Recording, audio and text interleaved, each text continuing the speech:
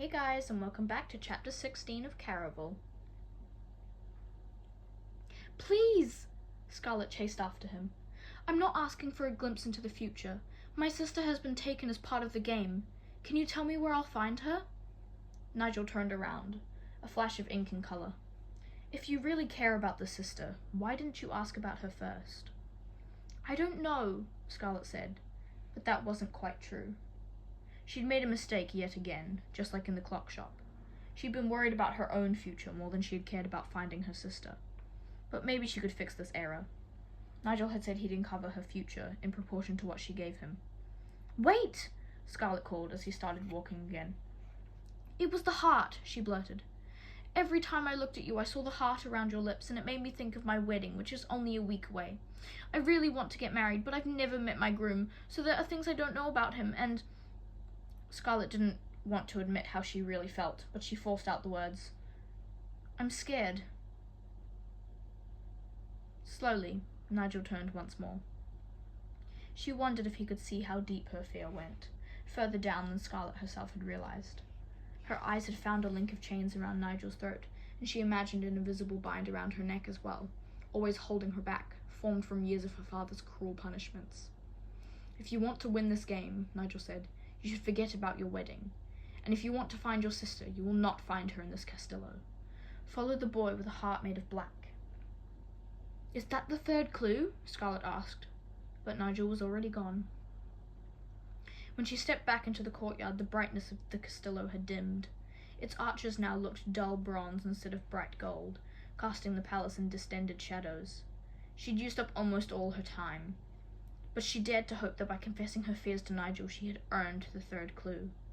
Maybe she was one step closer to tell her. When Nigel said, follow the boy with a heart made of black, her first thought was of Julian, selfish and deceitful. Scarlet could easily imagine his heart to be black.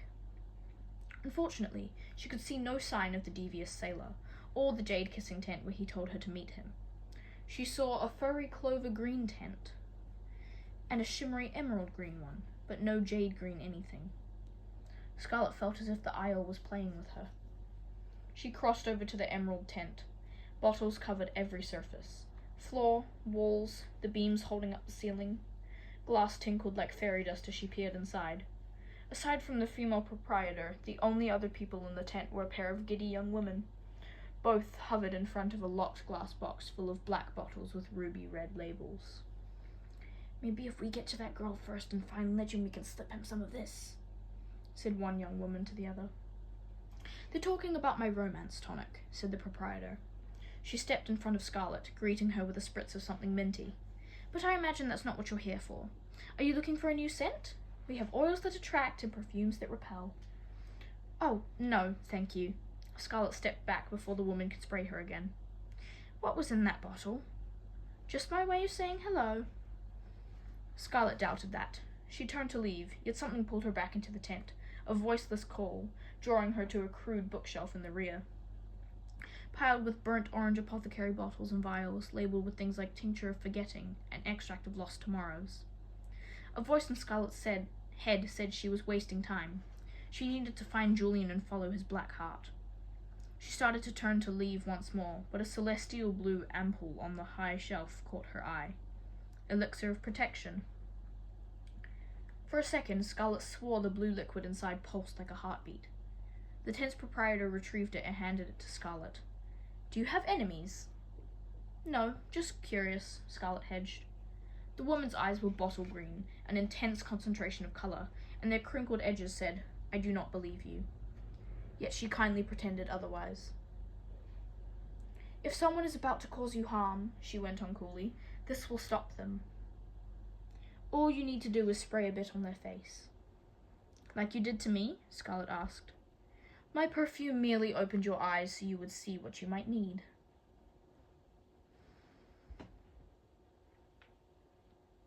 Scarlet rolled the tiny jar in her palm, barely larger than a vial, yet heavy. She imagined the solidly reassuring weight of it in her pocket. What will this cost me? For you? The woman looked Scarlet over carefully, taking in her posture, the way she curled into herself or refused to have her back fully to the tent's opening. Tell me who you fear most." Scarlet hesitated. Julian had warned her about giving her secrets away too freely. He'd also told her that to win and find her sister she needed to be a little merciless. She imagined this potion could be ruthless, although that wasn't the entire reason Scarlet pushed out the words in one quick breath.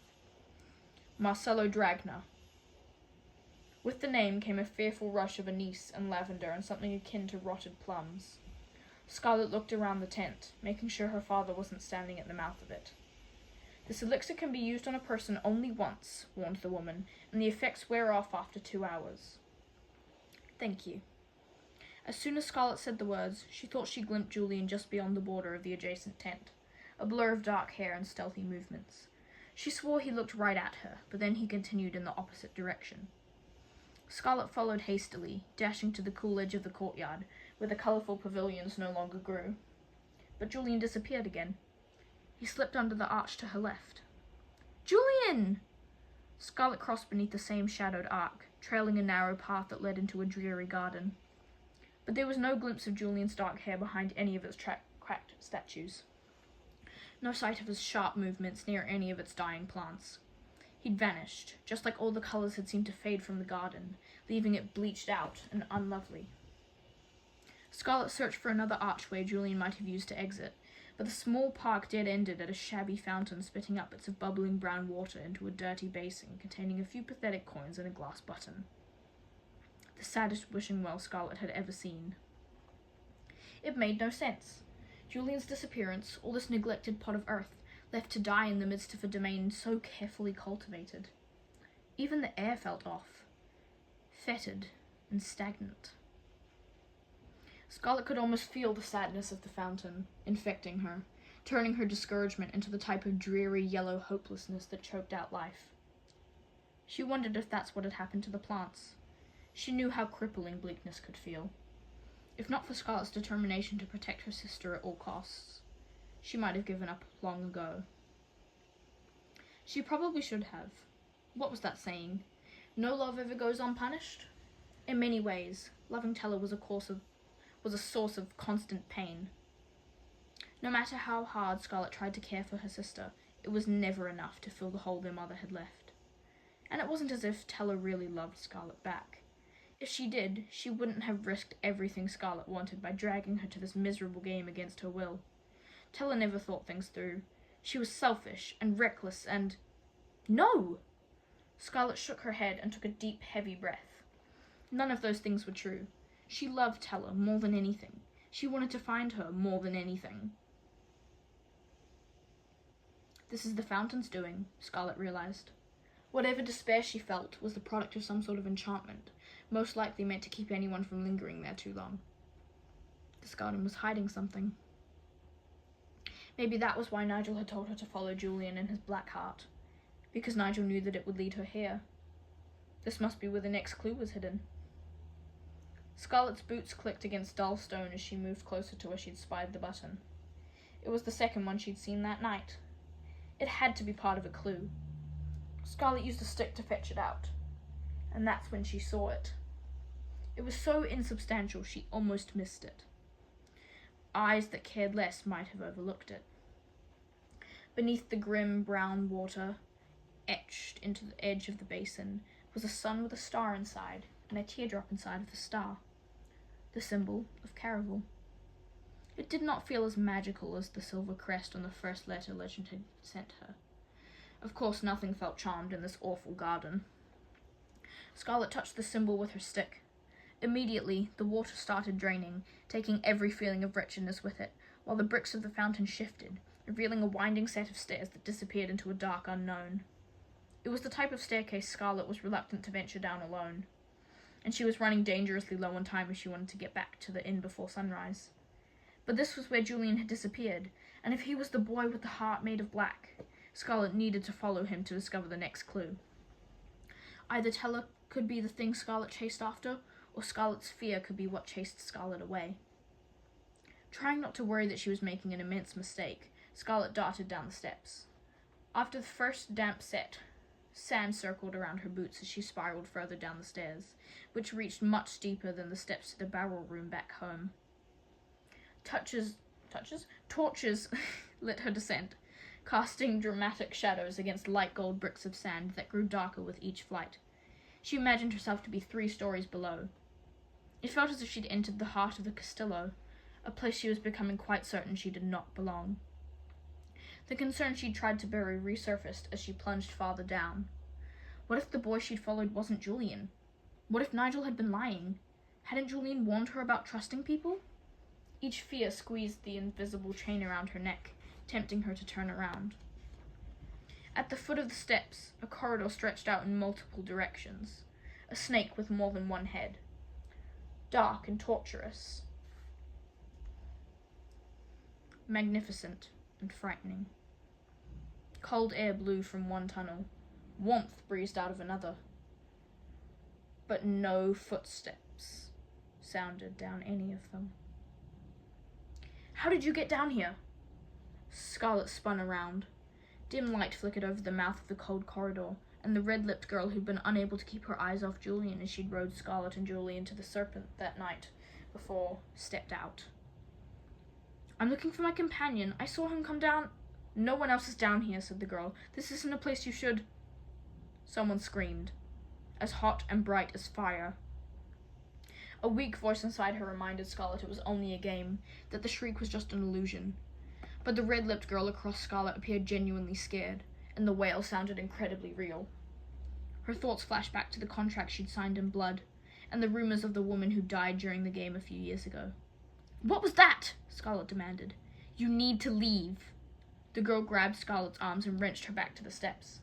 Another scream rocked the walls, and dust shook off the corridors, mixing with the torchlight, as if flickering to the wretched sound.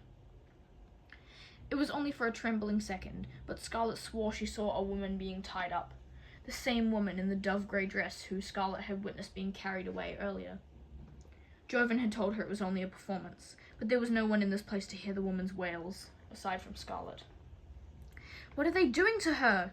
Scarlet continued struggling with the red-lipped girl, hoping to get to the other woman, but this girl was strong.